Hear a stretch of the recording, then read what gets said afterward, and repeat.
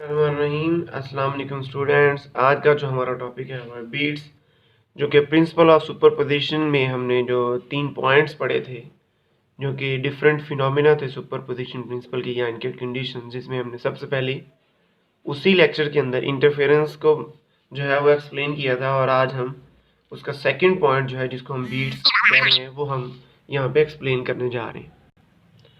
तो बीट्स के बारे में बताता चलूँ कि हमने इसमें एक कंडीशन ये लिखी थी कि जब हमारे पास दो स्लाइटली डिफरेंट फ्रिक्वेंसीज जो हैं वो एक सेम ही डायरेक्शन में ट्रेवल कर रही हों, तो तब वो दोनों आपस में जब सुपरपोज करती हैं तो वो तब हमारे पास बीट्स क्रिएट होती हैं। तो इसको हम यूँ डिफाइन कर सकते हैं, when two slightly different frequencies traveling in the same direction they overlap each other to produce a periodic variation of sound between maximum and minimum loudness called beats। तो हम बीट्स को पर्टिकुलरली साउंड वेव के बारे में अगर हम बात करें, जैसे मैंने इसमें एग्जांपल तब भी दी थी कि हम मोस्टली जो म्यूज़िकल इंस्ट्रूमेंट्स हैं उनके अंदर हम जो साउंड या म्यूज़िक बीट क्रिएट करते हैं उसमें भी हमें कभी मैक्सिमम लाउडनेस कभी मिनिमम लाउडनेस जो है वो सुनाई देती है। तो अगर हम लाउडनेस के बारे में जो है वो यहाँ पे डिफाइन करना चाहिए कि लाउडनेस क्या होती है। लाउडनेस बेसिकली जो एम्पलीट्यूड है साउंड वेव का, ये उसको डिफाइन करती है कि कोई भी जो साउंड है, जो साउंड वेव्स हैं, वो कितनी जो है ज़्यादा मैक्सिमम एम्पलीट्यूड वाली है। तो जो भी साउंड जितनी ज़्यादा मैक्सिमम एम्पलीट्यूड वाली होगी उसकी लाउडनेस उतनी ज़्यादा होगी, यानी कि आवाज़ कितनी ज़्यादा ऊंची है उसको हम लाउडनेस के साथ जो है वो एक्सप्लेन करते हैं। जबकि इसके लिए हम एक और टर्म यूज़ करते हैं जिसको हम जो है वो pitch of the sound waves कहते हैं, पिच ऑफ द साउंड कहते हैं। पिच ऑफ द साउंड जो है वो एक अलग से जो है वो टर्म है जो कि लाउडनेस के साथ एक्सप्लेन नहीं की जाती। पिच का मतलब है कि आवाज़ की शार्पनेस, साउंड की शार्पनेस कितनी है, यानी कि नंबर ऑफ वेव्स जो है, यानी कि फ्रीक्वेंसी जो है किसी भी साउंड वेव की जितनी ज़्यादा होगी उसकी जो शार्पनेस है वो उतनी ज़्यादा होगी, यानी कि जो हमने यहाँ पे टर्म यूज़ की कि उसकी पिच जो है वो उतनी ही ज़्यादा होगी। अगर किसी साउंड वेव की फ्रीक्वेंसी कम है, number of waves per unit time जो है वो कम है, तो उसकी पिच जो है वो कम है, उसकी बारीकी जो है आवाज़ की वो उतनी ही कम होगी। तो जिसके बारे में हम नॉर्मली यही कहते हैं कि जो हम फीमेल्स हैं उनकी साउंड की पिच जो है वो ज़्यादा होती है, यानी कि बारीक आवाज़ होती है, उनकी फ्रिक्वेंसी जो है साउंड वेव की ज़्यादा होती है। तो हम अपनी टॉपिक की तरफ वापस आते हैं। बीट्स के बारे में हम बात कर रहे थे कि साउंड दो मुख्तलिफ साउंड वेव्स हैं जिनकी फ्रिक्वेंसी में स्लाइटली डिफरेंस है, सेम डायरेक्शन में जब ट्रैवल करेंगी तो वो दोनों एक दूसरे के साथ पीरियडिकली जो है वो मैक्सिमम और मिनिमम लाउडनेस क्रिएट कर रही होंगी, जिसको हम बीट्स कहेंगे। तो इसके लिए हम यहाँ पे सपोज कर लेते हैं हमारे पास दो जो है मुख्तलिफ किस्म की साउंड वेव्स क्रिएट करने वाले ट्यूनिंग फॉक्स हैं। ट्यूनिंग फॉक्स जो होते हैं उनके दरमियान स्लाइटली डिफरेंस तो नहीं होता, तो उसको एक्सप्लेन करने के हवाले से हम दो ट्यूनिंग फॉक ले लेते हैं जो कि सेम फ्रीक्वेंसी वाले हैं। दोनों जो हैं वो सपोज कर लेते हैं हम कि 30 हर्ट्ज़ फ्रीक्वेंसी वाले, दोनों की फ्रीक्वेंसी जो है वो 30 हर्ट्ज़ है।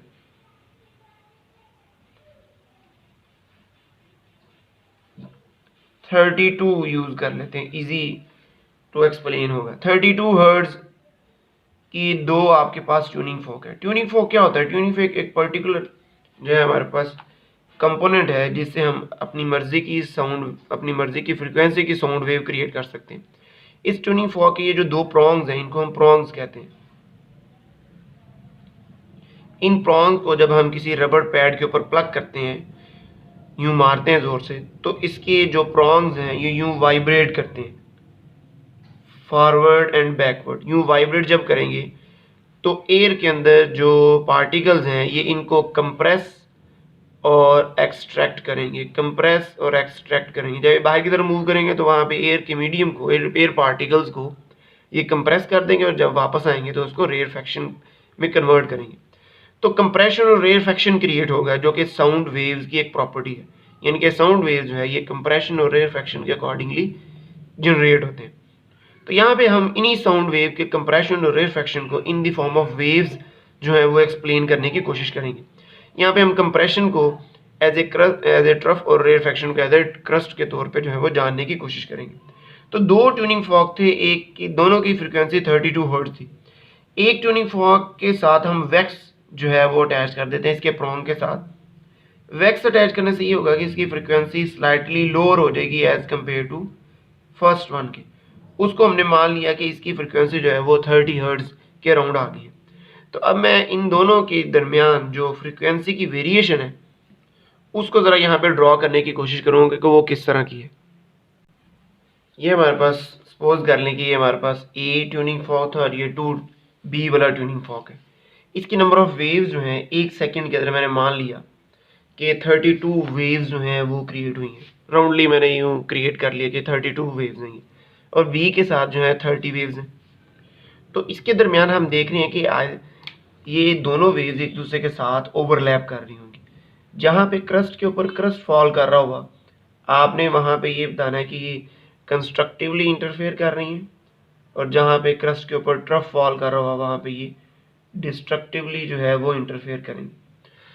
तो यहाँ पे आप देखें तो इनिशियली ये दोनों एक दूसरे के क्रस्ट पे ट्रफ आ रहा है, ट्रफ पे क्रस्ट आ रहा है, तो ये दोनों यहाँ पे क्या करेंगे, डिस्ट्रक्टिवली इंटरफेयर करेंगे। और आहिस्ता आहिस्ता आप देखें तो ये क्रस्ट पे क्रस्ट आता चलता जा रहा है और बिल्कुल इस पॉइंट के ऊपर क्रस्ट पे क्रस्ट आ गया यहाँ पे। तो यहाँ पे हम देख रहे हैं कि जब बिल्कुल क्रस्ट पे क्रस्ट आ गया तो यहाँ पे कंस्ट्रक्टिव इंटरफेरेंस हुआ है और आपको मैक्सिमम लाउडनेस मिली है, यानी कि आपको यहाँ पे जो वाइब्रेशन है वो कुछ इस तरह की मिल रही होगी।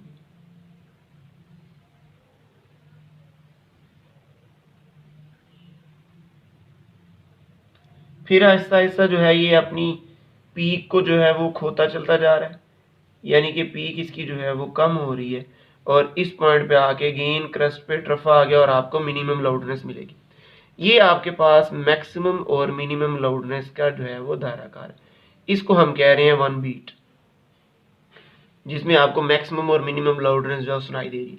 अब इसके बाद फिर अगेन जो है वो रिवर्स प्रोसेस स्टार्ट हो गया, जिसमें आप देखें क्रस्ट पे ट्रफ और ट्रफ पे क्रस्ट जो है वो आना शुरू हो गया। अब यहाँ पे आके मुकम्मल तौर पे क्रस्ट आ गया था। तो यूं वेव जो है वो आपस में एक दफ़ा फिर से जो है वो पीक अपनी को जो है वो खो देगी। तो इस तरह आपके पास बीट्स जो हैं वो दो बन जाएंगी, एक पहले वाली बीट और दूसरे वाली बीट। तो ये आपके पास जो दो नंबर ऑफ बीट्स बनी हैं, इन दो नंबर ऑफ बीट्स को हम मैथमेटिकली जो है वो भी प्रूव करेंगे। लेकिन यहाँ पे फिजिकली अगर हम यहाँ पे नोट करें तो दोनों वेव्स के दरमियान, दोनों साउंड वेव के दरमियान 2 हर्ट्ज का फ़र्क है। तो जितनी नंबर ऑफ जो है जितना नंबर ऑफ डिफरेंस होगा फ्रीक्वेंसी के अंदर उतनी नंबर ऑफ बीट्स बनेंगी। तो यहाँ पे आप देखें 2 मैक्सिमम लाउडनेस और 2 मिनिमम लाउडनेस जो है वो आपको मिली है। ये एक मुकम्मल बीट है और ये दूसरी मुकम्मल बीट, ये भी मिनिमम लाउडनेस। तो ये एक मुकम्मल बीट है जिसका मिनिमम दोनों के साथ कॉमन है, ये एक बीट और ये दूसरी बीट, यानी कि जितना फ्रीक्वेंसी का डिफरेंस होगा उतनी नंबर ऑफ बीट्स यहाँ पे क्रिएट होंगी। तो चलिए हम यहाँ पे चलते हैं कि हम अपने टाइम स्पैन को 1 सेकंड के अंदर जो 2 नंबर ऑफ बीट्स बनी है उस अपने टाइम स्पैन को हम कन्वर्ट कर देते हैं मुख्तलिफ पार्ट्स के अंदर, और हर पार्ट के अंदर हम देखेंगे कि इन दोनों साउंड वेव के दरमियान कितना फ्रीक्वेंसी का फ़र्क आ रहा था, कितना पाथ लेंथ का फ़र्क आ रहा था। तो अगर पाथ लेंथ जो है वहाँ पे इंटीग्रल मल्टीपल ऑफ लैम्डा हुआ तो इसका मतलब कंस्ट्रक्टिव इंटरफेरेंस हो रहा है, और अगर हाफ ऑड इंटीग्रल मल्टीपल हुआ तो इसका मतलब डिस्ट्रक्टिवली इंटरफेयर कर रहा है वो। तो चलिए हम इसको स्टार्ट करते हैं। तो ये हमारे पास जो है वो कंप्लीट टाइम स्पैन है जिसको हम कह रहे हैं कि 0 से लेके 1 सेकंड तक था। इस तरफ हम जो है वो टी को जो है वो वेरी कर रहे हैं। इस पूरे 1 सेकंड को हम मुख्तलिफ पार्ट्स में डिवाइड कर, यहाँ पे टाइम जो है वो हाफ सेकंड है, यहाँ पे जो टाइम है वो आपके पास है 1/4 सेकंड, और इस जगह पे जो टाइम आपके पास है उसकी वैल्यू है 3/4 सेकंड। तो एक कंप्लीट सेकंड के अंदर अगर 32 और 30 हर्ट्ज जो है वो नंबर ऑफ वेव्स पास कर रही हैं, तो इसका मतलब है हम 1/4 सेकंड में अगर निकालना चाहते हैं कि कितनी नंबर ऑफ वेव्स गुजरी हैं तो अब 32 को टाइम के साथ मल्टीप्लाई कर देंगे, यानी कि 32 मल्टीप्लाई बाई अगर मैं हाफ सेकंड में देखूं तो क्या देखूंगा कि 16 नंबर ऑफ वेव्स जो हैं वो गुजर गई हैं, 16 वेवलेंथ जो है वो पास थ्रू हो गई हैं हाफ सेकंड के अंदर। और इस तरह अगर मैं 1/4 टाइम में देखूं तो ये कितना बन जाता है 32, ये आ जाएगा 8 वेवलेंथ, यानी कि 8 वेवलेंथ जो वो गुजर चुकी होंगी 1/4 सेकंड के अंदर। तो इस तरह आप मुख्तलिफ टाइम पाथ के ऊपर जितनी नंबर ऑफ वेव्स इस जो है ट्यूनिंग फॉर्क और इस ट्यूनिंग फॉर्क की गुजरी है वो आप मालूम कर लेंगे, और फिर दोनों का फ़र्क जो लेंगे वो पाथ डिफरेंस के बराबर आएगा। तो हम इस मुख्तलिफ पॉइंट के ऊपर जो है वो देखते हैं कितनी नंबर ऑफ बीट्स गुजरी है। तो एट स्टार्ट, जब अभी स्टार्ट हुई है टाइम जब 0 था, तब आपके पास दोनों की तरफ से कोई भी बीट जो है वो सुनाई नहीं दी। उसमें आप देखें तो हमारे पास ए वाला जो ट्यूनिंग फॉर्क है उसकी 32 मल्टीप्लाई बाई टी, यानी कि 32 मल्टीप्लाई बाई ज़ीरो वेव्स गुजरी हैं, और बी के लिए भी कितनी है 32 multiply by t, 32 multiply by 0, इसका मतलब है no beats, no beat is here, कोई भी बीट आपको नहीं सुनाई दी।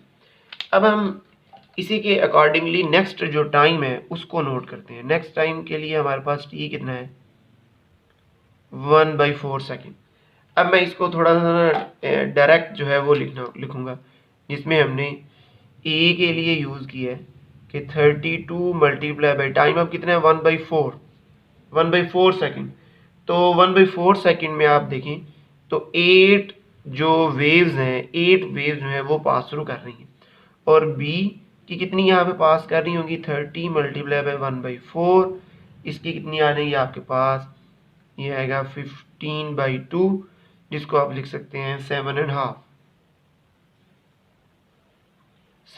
लिख सकते हैं, 7.5 जिसको हम कह रहे हैं। तो 8 और 7.5 इन दोनों का जब हम पाथ डिफरेंस यहाँ पे लेंगे, डिफरेंस इन वेवलेंथ, ये आपके पास आ जाएगा 8 माइनस 7.5, कितना आ गया 1.5। तो 1.5 जो है ये क्या है आपके पास हाफ ऑड इंटीग्रल मल्टीपल आया, that means destructive interference, that is destructive interference will be observed कब, जब आपके पास टाइम कितना होगा 1/4 ऑफ सेकेंड। जब 1/4 ऑफ सेकेंड है तो आपके पास डिस्ट्रक्टिव इंटरफेरेंस जो है वो ऑब्जर्व होगा। इसी तरह जब हम नेक्स्ट टाइम के बारे में बात करेंगे, नेक्स्ट टाइम यहाँ पे हमारे पास अब क्या है, जब टाइम आपके पास 1/2 सेकेंड जो है वो हुआ, तो 1/2 सेकेंड के लिए आपके पास जो लेंथ है वो कुछ इस तरह से थी कि जो हमारे पास ए है 32 मल्टीप्लाई बाई 1/2, ये आएगा 16, और बी के लिए आएगा 30 मल्टीप्लाई बाई 1/2 15।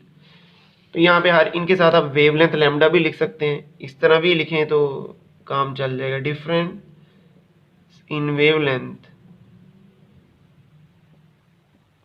तो ये आ जाएगा 16 मल्टीप्लाई बाई 15। तो चलिए हम इसको ना लिख ही लेते हैं, क्योंकि हम बार बार टर्म यूज़ कर रहे हैं वेवलेंथ वाली, तो इसको हम लिख लेते हैं यहाँ पे। तो 1/2 लैम्डा आ गया, इसके साथ भी 1/2 लैम्डा, तो ये क्या आ जाएगा आपके पास, इसका रिजल्ट लैम्डा के बराबर। इसका मतलब है कि आपके पास रिजल्ट क्या है, इंटीग्रल मल्टीपल ऑफ लैम्डा,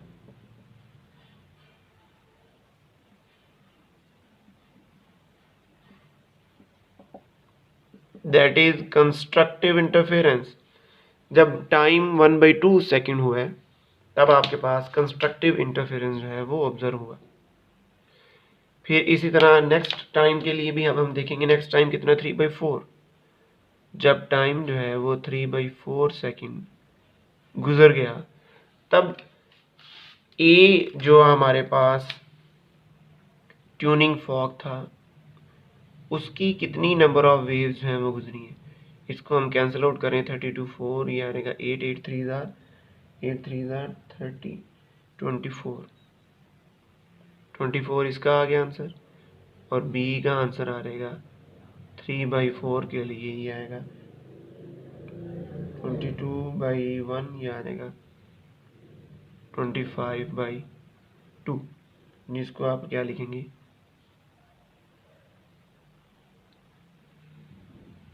ये 4 8 ये आ जाएगा 22.5, जिसको हम लिख रहे हैं 22.5, 44, 45/2। ये तो इसका जब हम पाथ डिफरेंस लेंगे, डिफरेंस ऑफ वेवलेंथ, ये आपके पास आ जाएगा 24 लैम्डा माइनस 22.5 लैम्डा, ये आ जाएगा आपके पास 3/2 लैम्डा के बराबर। ये भी आपके पास क्या आया, odd half integral multiple of lambda. ये इसका भी मतलब क्या है, डिस्ट्रक्टिव इंटरफेरेंस।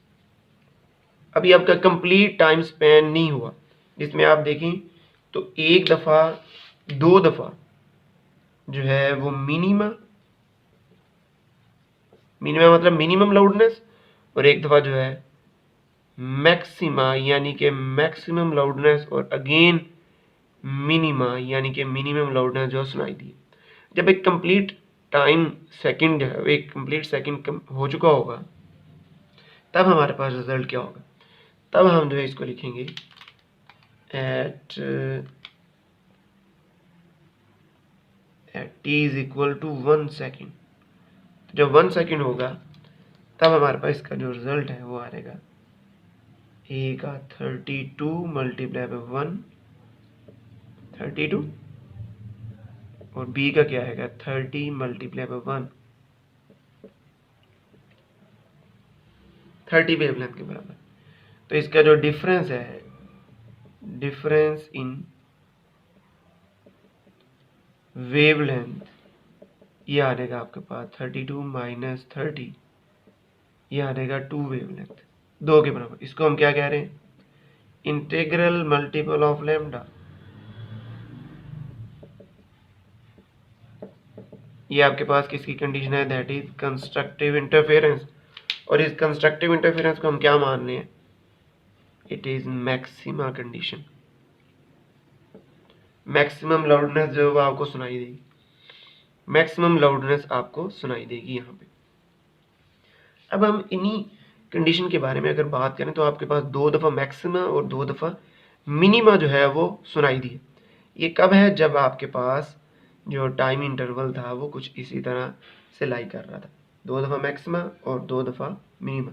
1/4 पे आपके पास मिनिमा 0 से लेके 0 जब टाइम इंटरवल था, यूँ माने कि यहाँ पे आपके पास जो है वो कोई ये कंडीशन है, ये टाइम है जब आपके पास 0 था, फिर ये टाइम है आपके पास जब t 1/4 था, ये टाइम है आपके पास ये वाला जब t की वैल्यू अगेन कितनी हो गई थी 1/2 सेकेंड, और इसके बाद ये टाइम है जब t की वैल्यू क्या होगी 3/4 सेकेंड, और इसके बाद अगेन मैक्सिमा एक बनेगा जो कि हमें t इज इक्वल टू 1 के ऊपर जो है वो लाई कर रहा होगा।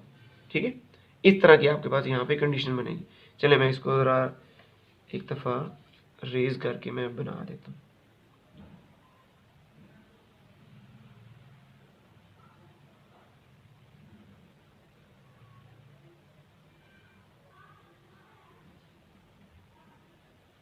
ये वाली कंडीशन बनेगी, this is t is equal to 0, t is equal to 1/4, t is equal to 1/2, t is equal to 3/4 and t is equal to 1।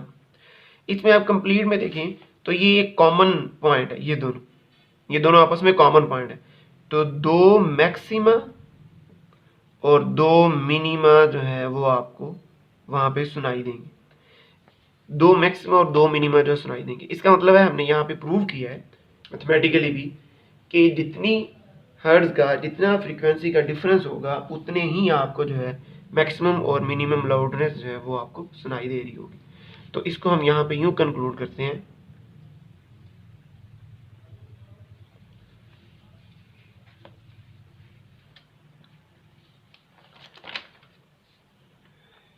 This means that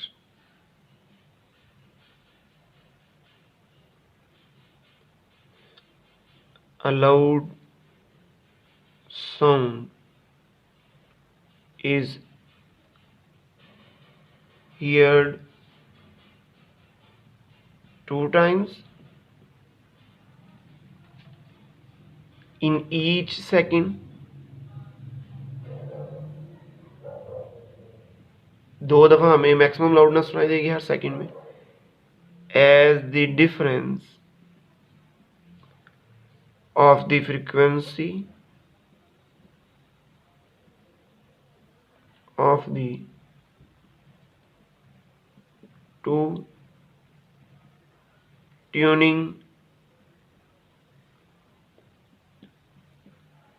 fox is also 2 hertz. दोनों के दरमियान जो frequency का फ़र्क था वो 2 hertz ही था। तो यहाँ पे हम इसको यूं डिफाइन कर सकते हैं, number of beats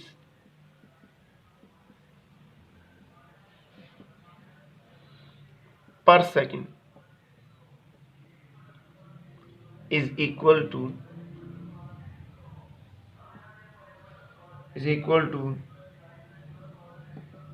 the difference between the frequencies of tuning fork।